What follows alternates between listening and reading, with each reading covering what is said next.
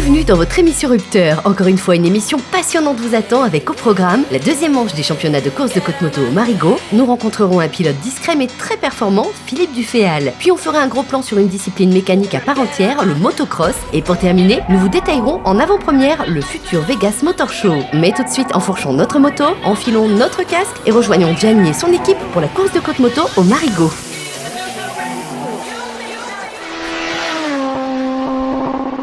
Bonjour et bienvenue ici au Marigot pour la deuxième manche du championnat de Martinique de course de côte moto. Tout de suite, le résumé en images. Bonjour! Les courses de côte moto sont de plus en plus prisées et le nombreux public présent sur place avait à cœur d'assister à une bataille qui d'avance paraissait palpitante.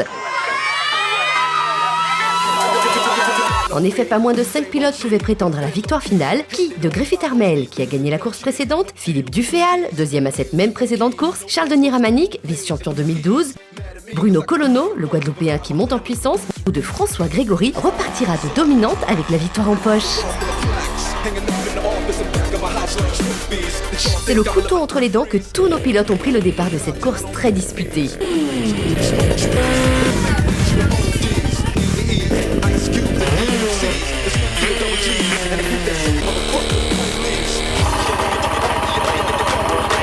Et c'est finalement Philippe Duféal qui s'impose de peu. Il a eu le temps de signer son chrono de référence avant qu'une pluie ne s'abatte sur le circuit, empêchant les autres prétendants d'améliorer leur temps. Philippe, une deuxième place au Gaumont, une première place ici au Marigot. C'est la première d'une longue série. J'espère. Comment ça s'est passé pour toi aujourd'hui? Il fallait quand même batailler puisque les concurrents sont venus quand même d'attaque. Et ils ont fait le nécessaire, moi aussi. Donc j'espère que ça continuera, mais il va falloir que je m'améliore sur quelques points. D'accord. Et quand tu as vu la pluie, est-ce que tu te dis c'est bon, ça y est? Ou bien tu t'étais inquiet? En fait, avec l'équateur, on ne sait jamais. Donc je me suis dit, j'espère que non, mais voilà. Armel Griffith, lui, ne peut rééditer sa performance du Gros Morne. Il termine cette fois deuxième, ce qui le place néanmoins à la première place ex-aequo au général. Le championnat est lancé. Le championnat était déjà lancé. Duféal, c'est un très très bon pilote. Il a aussi une très bonne machine. On est sur des temps une seconde plus rapide que l'année dernière. Aujourd'hui, par rapport à la pluie, on n'a pas pu aller chercher des temps. Mais bon, la course était belle, il n'y a pas eu de casse. D'accord, donc des améliorations prévues pour la prochaine course en juin? Non, pas vraiment. On va essayer de fiabiliser le pneu qui pour l'instant nous donne quelques petits soucis. Mais sinon, en puissance pure, on restera pareil. Ce qui nous a manqué aujourd'hui, c'est pas de la puissance, c'est peut-être un petit peu de temps pour justement essayer d'aller chercher les ténors. Charles-Denis Ramanic, lui, revient petit à petit en forme et monte sur la troisième marche du podium. Charles-Denis, une troisième place aujourd'hui, ici au Marigot. Comment tu as dû gérer cette course? Je ne m'étais pas trop bien préparé. Excusez-moi. Je ne m'étais pas trop bien préparé, mais sinon troisième, bon, c'est pas mal. Bon, là, tu reviens au fur et à mesure. La prochaine course, tu seras un peu mieux? Normalement, on sera sur un terrain un petit peu plus rapide. Voilà. Ça devrait mieux se passer. Tu préfères quand c'est plus rapide? Bien sûr. J'espère qu'il faut. D'accord. La prochaine course, c'est toi qui gagne. Normalement. En sachant qu'en 2012, c'est toi qui avais gagné cette Marie. Je ne le dis pas trop fort. Le podium échappe de peu à Bruno Colonneau, le champion guadeloupéen qui ne cesse de s'aguerrir sur nos routes et qui fait maintenant office de concurrent sérieux à la victoire. Ces 4 premiers pilotes sont dans la même seconde, autant vous dire que ça a été très vite. Très vite, ça a aussi été le cas de l'invité métropolitain Steven Bonneau qui s'empare de la 5e position. Grégory François, qui nous avait habitués à mieux, a essayé de nouveaux réglages sur son quad, mais ceux-ci n'ont pas été payants. Il termine à la 7e position.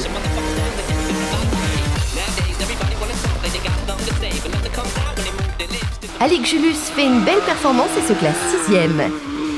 Jonathan Méraud, fidèle à lui-même, se classe 8e. Ce classement lui permet de remporter la catégorie 600 cm3. Jean-Marc Georges, ce pilote revenant, reprend peu à peu ses marques et termine à une bonne 9e position. Il devance Michel-Olivier Serraline, qui participait pour la première fois à une course de côte moto. Il réussit tout de même à accrocher le top 10. Donc dis-nous, ta première course, comment ça se passe pour l'instant? Ça se passe bien, on monte au fur et à mesure. Donc j'essaie de faire de meilleurs chronos. Après, comme c'est la première fois, tu vois, c'est toujours un peu difficile. Je ne connais pas la piste, etc. J'ai une machine d'origine. C'est pas toujours facile, ça se ressent quand même. Mais sinon, à part ça, tout se passe bien. À noter la première place de Livan Luchel dans sa catégorie moins de 25 chevaux. Ce jeune pilote s'en va la semaine prochaine courir une manche du championnat du monde de vitesse pour enfants sur le circuit mythique de Barcelone. Et la victoire de Rudy Labo dans la catégorie Pit Bike. Ce championnat est très ouvert et les 2 premiers sont ex aequo après cette course. Le mot de la fin, Président? Sinon, le mot de la fin, comment ça s'est passé en gros aujourd'hui? Mais je crois qu'on a eu une très belle course, des pilotes qui vont plus vite que l'année dernière. Forcément, nous, on ne peut qu'en être ravis de voir que le public a répondu présent. Belle journée ensoleillée avec un peu de pluie sur la 4e montée d'essai officielle. Mais bon, quoi qu'il en soit, 3 montées d'essai libres et 5 montées officielles, je crois que bon, on ne peut qu'être satisfait de la journée, qui s'est fort bien placée. L'ambulance n'a pas eu à se déplacer ni le médecin, donc merci à eux. Aujourd'hui, je suis très fier de mes pilotes. On est super heureux et puis rendez-vous, si Dieu veut, pour la prochaine.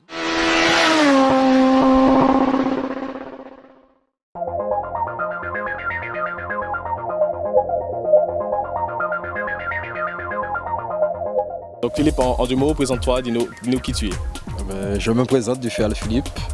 J'ai joué 30 ans et j'ai commencé la moto à 7 ans et demi.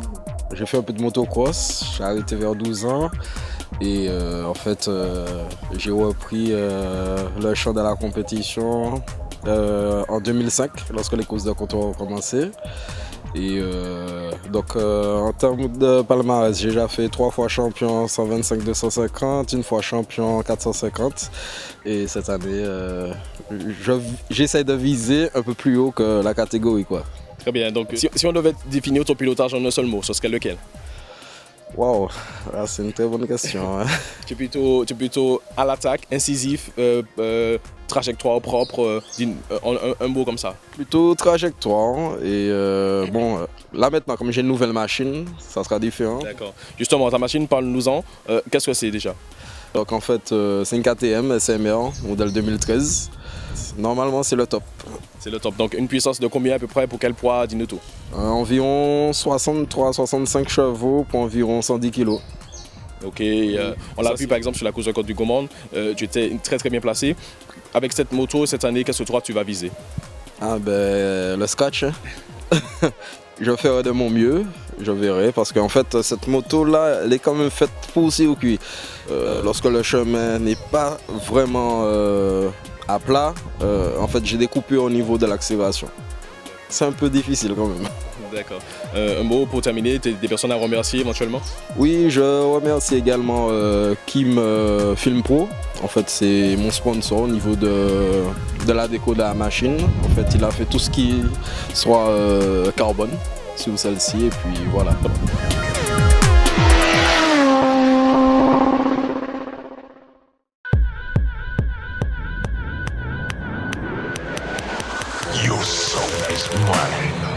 Nous avons profité de cette journée détente sur le terrain de motocross de la Sainte-Marie pour faire un point sur le motocross en Martinique. Déjà, qu'est-ce qu'une compétition de motocross? Comment ça se passe, le motocross? Non, une compétition de motocross, ça se situe en terre battue. La terre battue, sur un terrain qui exactement le kilométrage vous fait à peu près 1,2 km ici à Sainte-Marie, sur aussi à 7 mètres de large. Et puis c'est un terrain vallonné, en plus avec des sauts. Donc il faut vous dire que c'est quelque chose qui est très difficile. Et comme on dit tout le temps, même si on apprend à rouler sous le plat, mais le motocross c'est un sport que si on ne s'entraîne pas, on ne peut pas pratiquer. D'accord. Et comment représente le motocross pour le sport mécanique, pour la moto en général? Et si vous savez, c'est la matière première de la moto. Hein. Donc lorsque vous regardez les meilleurs pilotes du monde, ils ont pratiqué du motocross à la base.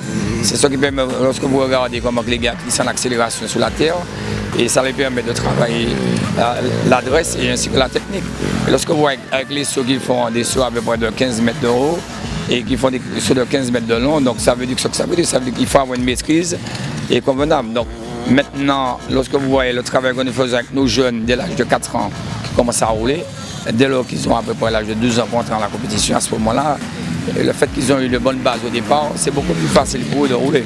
D'accord, donc en gros, il vaut mieux commencer par le motocross pour être un bon pilote. Donc si aujourd'hui quelqu'un veut se lancer, comment il peut faire pour faire une course, pour faire du motocross? Non, quel que soit l'âge, il faut carrément se rapprocher de nous et puis voir dans quelle mesure. Parce que lorsque vous regardez bien, je prends le cas du motocross et du supermotard. Les pilotes qui dominent le supermotard, c'est les meilleurs pilotes du motocross. Ce sont de très bons pilotes en motocross. Même en vitesse, vous avez des pilotes en vitesse qui font du motocross. C'est l'entraînement. Si ce n'est pas du motocross, c'est de l'enduro. Okay. Et aujourd'hui, un mot sur le motocross en Martinique, sur l'évolution des compétitions et aussi le niveau qu'on a ici. Non, le niveau, pour le moment, on a perdu un peu d'intensité en motocross puisqu'on ne pratique presque pas de compétition. Maintenant, on a fait cette journée, c'est simplement pour sensibiliser un petit peu tous les crossman qui ont des motos justement au placard, de les faire revenir. Et en même temps, on a aussi le dirt course qui existe. Et on a vu qu'il y a un championnat de France qui existe en dirt course. Donc on va essayer de voir dans quelle mesure, pour l'année fin 2013, voir dans quelle mesure qu'on puisse confronter nos gamins, puisqu'on en a beaucoup maintenant en ce moment qui roulent.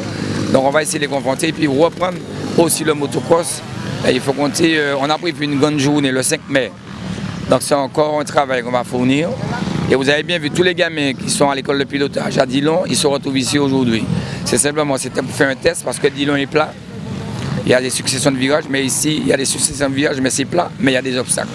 Et donc c'est pour montrer un petit peu, leur montrer la différence et qu'il y a encore du travail à faire avec eux.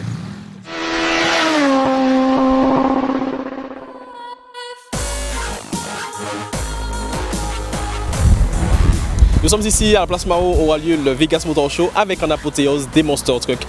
Un événement jamais vu en Martinique. Nous avons cherché à en savoir plus et nous avons rencontré Alexis qui est responsable de cette manifestation. Alexis, déjà, dis-nous comment ça va se passer cette manifestation. Alors c'est un spectacle, c'est un show qu'on vient emmener pour la première fois en Martinique.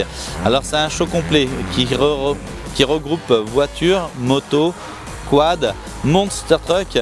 Ça dure 2 heures et c'est vraiment du début à la fin, c'est non-stop. On envoie vraiment beaucoup de gaz, donc ça c'est sympa. Il y aura quoi exactement avec les voitures et les motos par exemple? Alors avec les voitures, on va faire des acrobaties sur 2 roues. On va piloter des voitures en équilibre sur 2 roues, on va faire des démonstrations, on va faire du drift, on va faire des dérapages contrôlés. Donc très précis, c'est vraiment, ça joue au centimètre près. Avec les motos, on fera du stunt, donc sur 1 roue, mais on va pas faire juste une ligne droite, on fait des acrobaties très spectaculaires. Après on a d'autres choses sur quad, on a aussi d'autres choses avec les Monster Truck, c'est un show vraiment très complet. Justement, parle-nous de Monster Truck, des informations dessus, la motorisation, la taille, dis-nous tout là-dessus.